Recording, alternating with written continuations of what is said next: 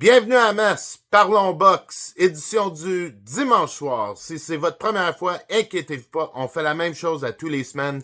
Les dimanches, c'est pour les résultats. Les lundis, c'est pour l'horaire. Si vous avez des questions, des commentaires, allez-y. Si vous avez besoin d'un lien pour un combat, envoyez-moi un message en privé et, ultimement, s'il vous plaît, partagez. Donc, on va faire ça vite cette semaine. Ça n'a pas été une grosse semaine, mais il y a quand même eu de la belle boxe. Vendredi soir, Pro Box TV de Kissimmee, Florida. Pro Box, ils font des bons événements, faut que je leur donne. On va juste parler du combat principal. Naji Lopez qui a affronté Manuel Gallegos, le titre WBA continental et WBO à 175 livres. 8e round, ça finit avec une grosse combinaison. Dans le fond, une droite et un crochet de gauche. TKO pour Naji Lopez. Faut dire que je pensais pas qu'il gagnait le combat. Puis là, les derniers rounds, il commençait à virer l'affaire. Puis il a juste pas lâché le bâton. Quand il l'a eu, il a senti que c'était proche. Il a vraiment inversé sa fortune. Une belle victoire pour lui. De là, on va aller à samedi après-midi en Irlande. Faut dire que c'est la semaine de la Saint-Patrick. Frank Warren, Queensberry Promotions de Dublin. Écoute, il y a eu 3-4 bons combats là-dessus, là, mais on va pas faire tous les combats. On va parler de John O'Carroll, qui a gagné le titre IBO à 130 livres contre Colm Murphy. Murphy était invaincu à 16 combats. Il pensait avoir un vétéran qui était à la fin de sa ligne, là. Puis non, c'était pas le cas. John O'Carroll, il est pas fini. Il a gagné son premier championnat. Faut dire qu'il l'a eu dur dans la boxe. Très heureux de l'avoir vu.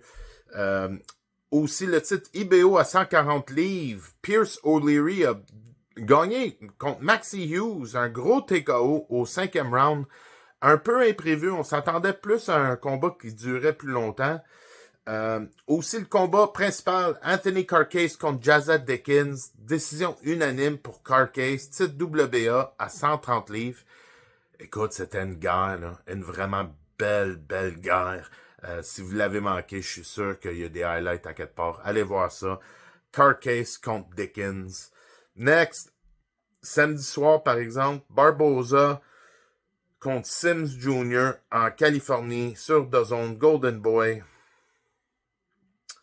Il n'y a rien qui me sautait à l'œil sur la sous-carte. C'était correct comme show, honnêtement.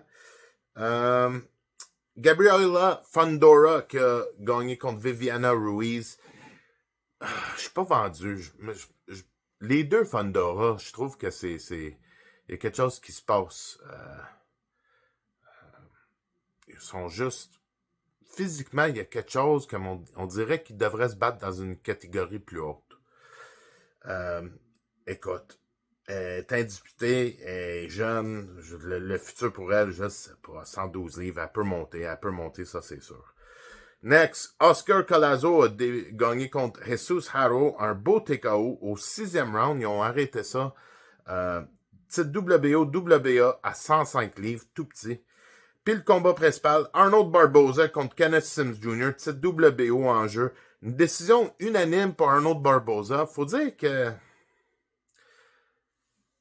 sais, le gagnant de ce combat-là aurait une chance à être en discussion d'affronter Ryan Garcia.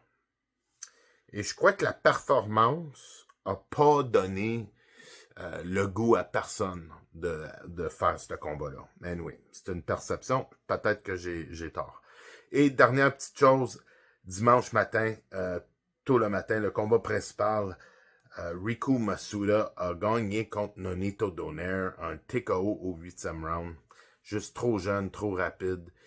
J'adore Nonito. Je crois qu'il est vraiment rendu à son stage de professeur, puis il devrait arrêter d'être étudiant. Quand même un beau combat, puis je suis heureux que je l'ai écouté. That's it pour moi. Soyez ici encore demain soir à la même heure. Je vais vous donner l'horaire. Je vous laisse avec la même chose que d'habitude. La vie est courte. Soyez gentils avec vous-même et les autres. À bientôt.